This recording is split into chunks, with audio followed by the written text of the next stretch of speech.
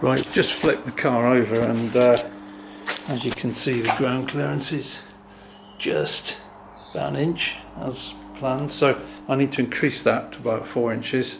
So I'm going to just draw a line all the way around and then flip the car back over again. Right, you can see I've trimmed it off using cutting wheel in the angle grinder. So now I need to make cardboard templates for the aluminium, which will be welded on, seam welded on. I'm not sure whether to put the aluminium on directly and mark it or use cardboard templates. Gonna have to think about that. So I laid the panel on the top and then scribed around from underneath, and then made that more obvious with the marker pen. So I've just trimmed it slightly oversized with the nibbling device here, and now I'm going to take it exactly to the line using the bandsaw.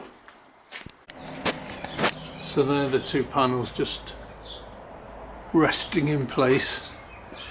So the next job is to weld them in all around the edges. You can see it's got a slight nose down tilt. That is deliberate. I actually like the look with the tail slightly in the air. That's completely intentional. I just think it looks cooler. I don't know if it's more aerodynamic or not. No idea. In fact, the most aerodynamic shape is to keep the full teardrop shape and have the ride height set quite high so I can actually go under it. So in fact, this is not the most aerodynamic shape, but it's probably the coolest looking shape. But then again, I'm not trying to do 200 miles an hour, so it probably doesn't matter that much. Well, you can see I've been doing a lot of welding. So basically I turned the car over, drew a line around it 4 inches above the ground, flipped it back over, cut a hole, and I've been welding it all the way around. It's actually very difficult.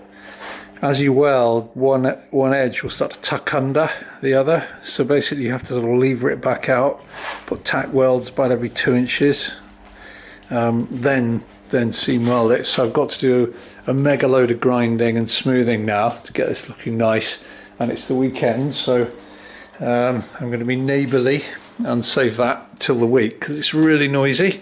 So I'm going to take, I've got it in two halves. I've got a front and the back half. They'll be bolted on like this, and the bulkhead will be here, and there'll be bolts around here, and then there'll be quick release fasteners at the top, so you can get the top and bottom, front and rear halves off easily. This bottom will be semi-permanently fitted, so I'm going to take the rear off now because I need to weld in some extra tubes while the car's upside down, which I've not ordered yet or made yet, depending on the route I go. So I need to do some measuring up, work out what I'm going to do and form a plan there.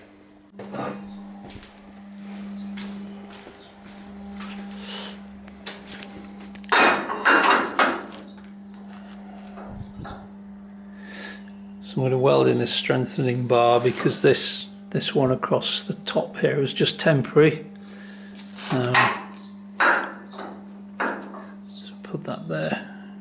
That'll be quite neat. I've made this little loop of tube which I plan to weld in around here. Basically I need to strengthen the rear end of the frame. Some of that strengthening will be on the top, but some will be on the bottom, so this is where the bulkhead will be. So there'll probably be a tube coming like a diagonal down there, and since this is temporary, this bit of box section on the top, I was going to put one here, but I've got to think about, can I get the rear axle in and out?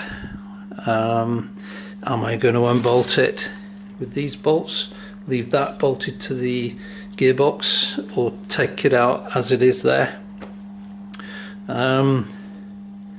So I've I've got this tube as far this way as I can, which leaves you just enough room to undo these bolts and get them out, should I wish to undo it there, which is probably what I'll do. So I'll lower the engine in with this attached to it.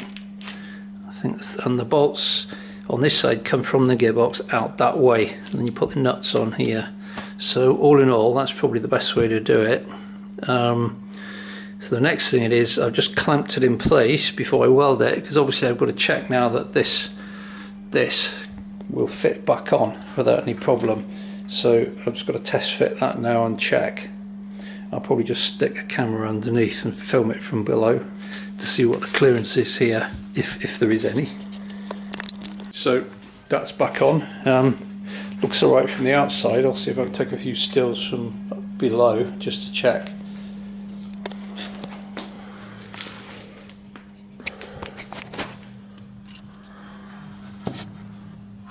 I'll show you how I'm going to do that. That scratches my camera.